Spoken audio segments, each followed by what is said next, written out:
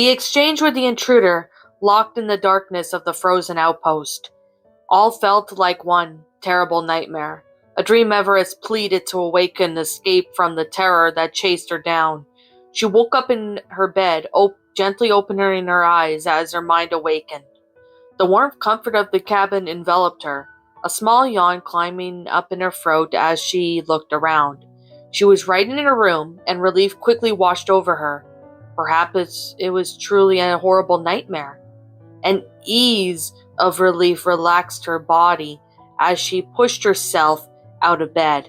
A sharp and sudden pain pulled at her stomach, surprising her. It shot her through her like a spark, a groaning ache sewing through the flesh of her stomach, sucking air through her teeth. She carefully lowered herself onto her side, fearing what she could see below her. Bracing herself for the sight, Everest looked down at her stomach. Jagged, red lines carved up in her flesh, caking the surrounding fur in sickly, dried red. The exact place Everest had been exposed to the shards of glass that she fled the outpost. The wounds themselves had closed, but an immense soreness lingered to remind her of the event forever. It wasn't a dream. The sound of the door opening snapped her attention, and she turned to expecting to see Jake. A sting swelled up in her eyes. Walking up to the room wasn't her owner at all. It was a Great Dane with brown fur, carrying a basket of gauze and rubbing alcohol.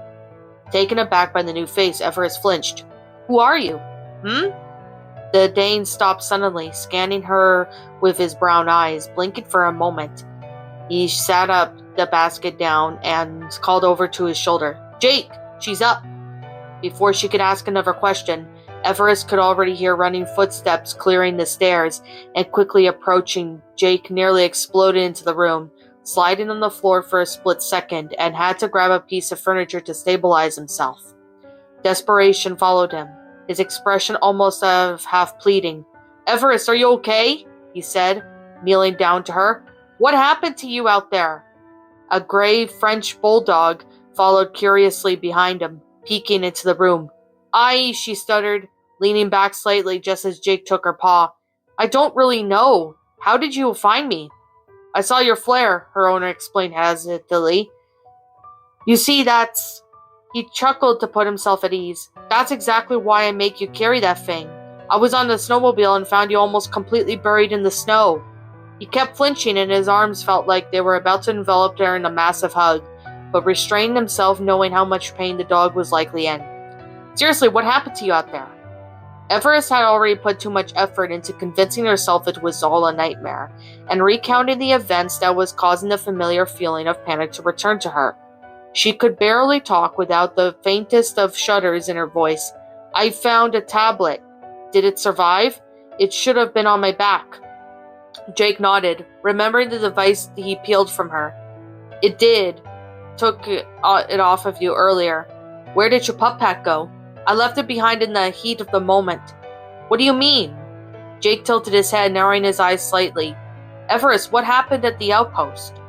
She was being interrogated. Lovely. Mere seconds after waking up. What could have been a coma, and she already had been feeling grilled with questions. "I honestly don't think you'd believe me if I told you. Who are these guys?" She gave the three new faces an uneasy glance. Jake gave a puzzled look, then realized who she was referring to. "Oh, Everest, meet the Rough pack. Hubcap, Gasket, and Dwayne." He held up his arm at the three, smiling at their introduction. "They're technicians. I've hired them to help us out through the blizzard." Dwayne gave a little bounce, panting happily. "Pleased to meet ya," he said. He was the only one who spoke, as Hubcap said nothing, and Gasket was too busy side-eyeing Dwayne with the cringe expression. The group had an apathetic demeanor, stinking of gasoline and smoke as massive oil machine tracked in their paw steps. Their eyes wandered and their minds idled. Everest couldn't seem to place how slow she was feeling about this new group.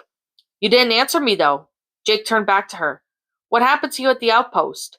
Tapping her claws on the ground in unease, Everest felt her heart sink a little.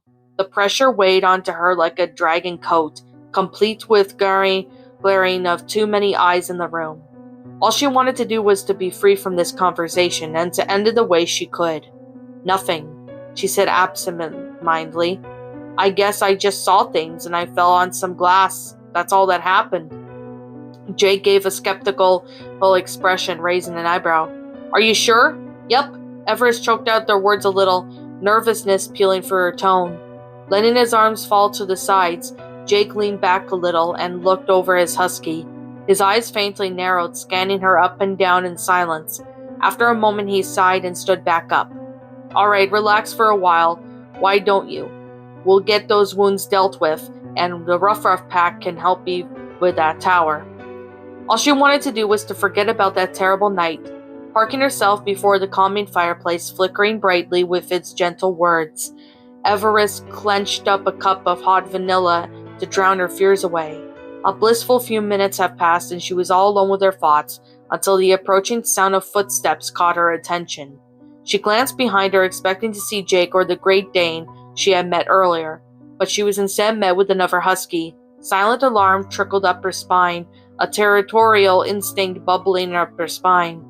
It was clearly one of those other bikers Jake had hired her in. Her jacket had caught Everest's eye, her vision trailing up and down its brown leather. The biker seemed to realize quickly that she was being looked up and down, and her face twisted into an odd expression. Everest, right? The new dog spoke, her voice apathetic and dismissive. Jake's one and only, Everest replied sharply. As soon as the phrase left her muzzle, her mind became puzzled. Why that?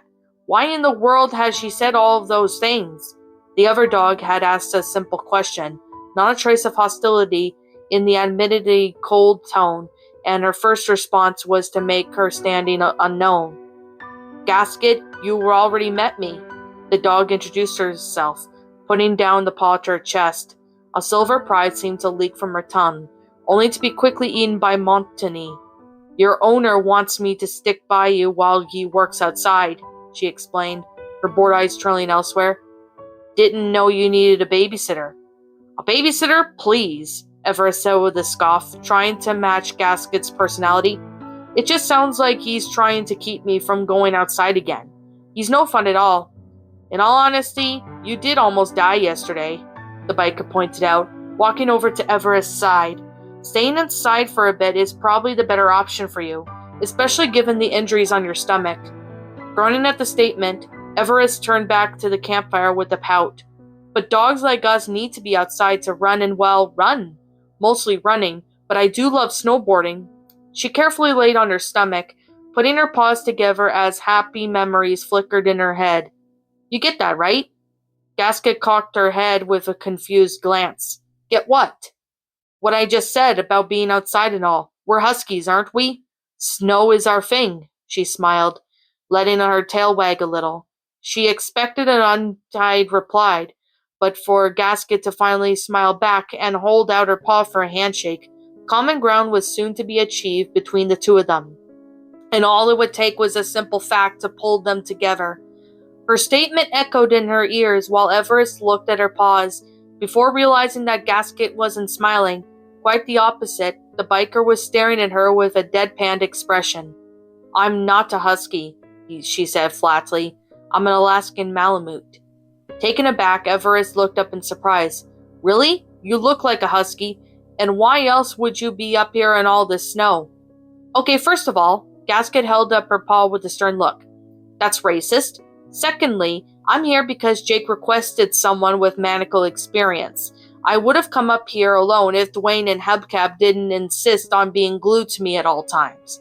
But enough about me. What happened to you up here? What? At the outpost, she said, pressing the subject as she sat down next to Everest. You told Jake a bunch of lies, didn't you? Putting her paws together, and smirk spread across her face. Everest froze, the heart skipping a beat as her body stiffened. A low chuckle filled the air, Gasket crossing her paws. I've heard of encounters like that, supposed shadows in the blizzards. I always liked little stories of that type, even if I never really believed in them that much. The husky glanced to the side, pulling an awkward expression. So what are you trying to say to me? I'm saying that there's a plausible evidence that you saw something real. said the Malamute, leaning forward slightly. Her cheek was gently bathed in the orange light of the fire, deftly flicking along the fur. And love a good story, scary one. I didn't really see what it is. Everest pulled the blanket a little tighter around herself. It? The thing that cornered me in the outpost. A dog, or at least it looked like a dog, I guess, but it had its weird face. A grimace spread across her cheeks as she remembered the event. A really gross smile. I remember my flashlight started acting weird once it was around. I really don't want to think about it anymore. Well, it sounds like every other horror story I've ever heard. Gasket tapped her paw on the floor. The tales of things that go bump in the night. Quite entertaining, though. You sure your mind wasn't playing tricks on you? That tends to happen when you're out in the blizzards, especially in dark outposts. I could feel it breathing on me, Gasket. The Malamute stared off for a moment, as if she was scanning the scratches on the floor. Well then, I'm not really sure what it could have been. Maybe some creep living here? Waving off the campfire tales, she stood up and looked down on her own companion. Look, I believe in you that you saw something, but I don't think it was anything more than just a freaky encounter. You're alive now, are you not? Hardening her gaze, Everest stood as well, standing her ground. It was something, and there was also stuff on the tablet I found. You'll see it all if you get into it. The tablet's broken. Gasket waved her off, but Jake's decrypting it on his computer as we speak. It could take minutes or it could take hours. He knows how to do that? Humans always surprise me, said the Malamute, looking off slightly. One minute you think you have him figured out, and then you don't. What did you see on there anyway? Squinting her eyes, Everest struggled to search for memories, clawing through the fearful episode of her finer details. I remember some names, she said, uncertainty in her voice. A lot of weird names. Nothing that made a whole lot of sense to me. Gasket had no immediate response. Looking off and nodding, her mind drew a blank. She could only shrug as no further words could come to her mind. I wasn't there, so I guess there wasn't a whole lot more I can say on this, she said apologetically, then made a motion for the door. Maybe we should go see if Jake needs anything. You go ahead. Everest turned back to the fireplace. I like to stay here and forget their recent events. Suit yourself. Gasket turned away, walking out of the room. Once again, Everest was alone with no one but herself, and the gentle cracking of the fire. She rested on her side and let her eyes close, her mind wandering away as her body fell still. Sleep beckoned for her, always seeming to just out of reach until a faint feeling came over her. In her mind, she saw Jake with Gasket, with Dwayne and Hubcap. She saw herself injured and stared in the back room, unable to see the action. As her wounds chained her still, heat boiled under her skin as she saw Jake with 3 new dogs, celebrating their success until Everest, the original, was just a memory. Injuries be damned. Everest opened her eyes and grabbed the blanket in her teeth, ripping the fabric off with one clean motion. Ignoring the lingering scratch of her wound, she raced after the biker to rejoin her owner. The air outside was different. Everest picked up a chill in her fur once she stepped outside, freezing in her step as if ice had taken her in a millisecond. Looking down, her paw seemingly stared back up at her as if frost sparkled on it. Her breathing started to quicken, and her ears drew back from the biting wind. Objects in the environment appeared unfamiliar to her, her mind unable to place herself as dead dread groped up her legs. Oh good, you're here! Jake's voice sounded ahead, cracking in the wind as he trudged through the snow. We only have a couple minutes to fix this thing before the storm picks up again. Everest blinked, her confusion finding her mind realized itself. Gasket and Dwayne passed by her at each side, slightly stepping out of the way as they followed Jake. Taking a small step back, Everest frowned as she tried to understand the feeling that had clouded her. Looking up, she realized Gasket was only looking back at her. You all right, kiddo? The biker tilted her head, raising an eyebrow at the husky state. Yeah, fine, Everest said, trying to play it off. She wasn't about to reveal to be a dog that she barely knew how unsafe she felt in her own front yard. The wind in her vision seemed to have taken shapes, thriving in the cold, crystallized forms. It circled her with an erratic dance, and Everest pushed through it as if she followed Gasket. It wasn't real, she told herself. It didn't happen. It was all a hallucination. Yes, that might have been it.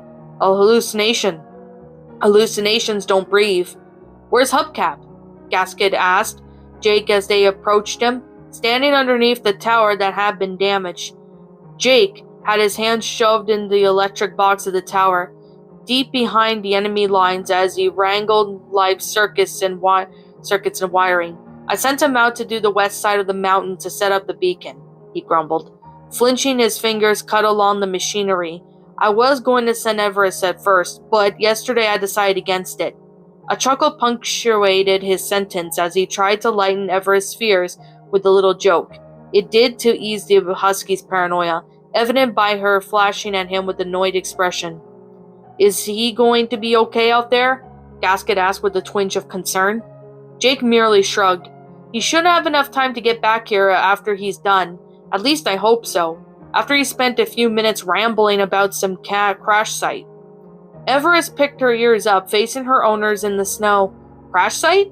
Get this. Hubcap stumbled across some burnt-up helicopter out in the snow.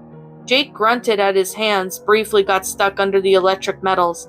There wasn't anything intact we could use to identify anyone. The whole thing was leveled. And then he started making up stories of some dog watching him from a distance. I stopped listening after that. Pulling his hands free from the owner's inner workings, he found up the stairs to the satellite above. Okay, the electric grid's fixed. Now we just need to regain the dishes. Ugh. Everest hung her head in exasperation. I guess that's why we're out here, huh? Gasket's eyes widened as she stared up at the structure. Wait, we have to go up there? How? The husky beside her was already leaning with a smirk. Ever climbed a utility pole? Welcome to tower work. Climb? Dwayne said, a twist of discomfort on his face. But I'm not good with heights. Then don't try it, idiot. Gasket flicked him with her tail. I'll go and just stay down here and do whatever Jake says. A hand was stuck between them, separating the dogs. Hey, be nice, Jake said sternly. This is our mountain and we're going to be civil up here. Besides, I need Dwayne inside to monitor the tower systems. What do you want me to do? The Great Dane looked up at him. Just be on watch for the screens and radio me if anything starts to looking unstable. I'll fill you in on more details in a second. Just go inside.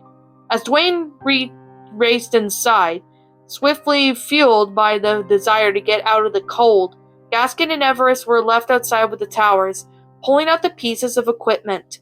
Jake began filling them on how to use them, but his words were lost in Everest. Her attention was drifted away from her owner, veering off into the white horizon. An unnatural chill went down her spine as the wind in the distance carried a cloud of frost through the land. It faded into nothing, crystallized sleet raining around the distant shadow. Everest's eyes narrowed, trying to focus on what her mind had told her. Something was standing in the far distance. It stood motionless as if it was watching her every move, fidgeting her paws nervously.